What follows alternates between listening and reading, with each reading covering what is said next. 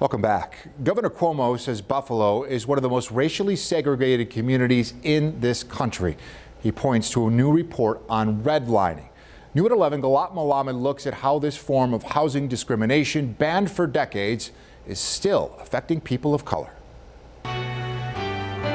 Redlining began in the 1930s. It let banks discriminate by race and zip code. It has been illegal for decades. It's no longer, red lines on a map, that it is still happening and that it is quite pervasive. This report from the New York State Department of Financial Services found a, quote, distinct lack of lending to both minority home buyers and buyers in mostly minority neighborhoods. DFS says minorities make up about 20% of the Buffalo metro area, but less than 10% of loan borrowers. The report says that number alone can't indicate intentional redlining, but demonstrates a significant problem. No matter where you go in Buffalo, you can make the difference. And I think that, again, looking at kind of that west to east side Main Street divide really highlights how these practices impact people's everyday lives. This map from the state's report shows the difference in the number of loans throughout parts of the city. The red dots represent mortgage loans in Buffalo. In these purple areas, more than 80% of the neighbors are minorities. Council President Darius Pridgeon says the report is disappointing, but not surprising. It comes as no surprise to people who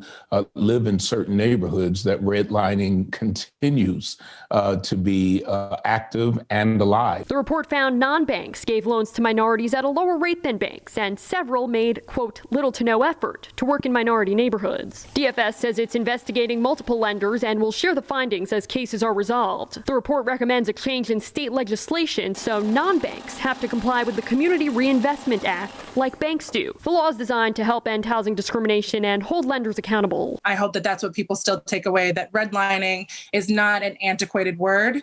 Maybe the practices don't look the same, but it is still happening today in 2021. The city of Buffalo says it will request a briefing from DFS in order to enhance ways to improve home ownership for residents of color. In Buffalo, Galat Malamed, 7 Eyewitness News.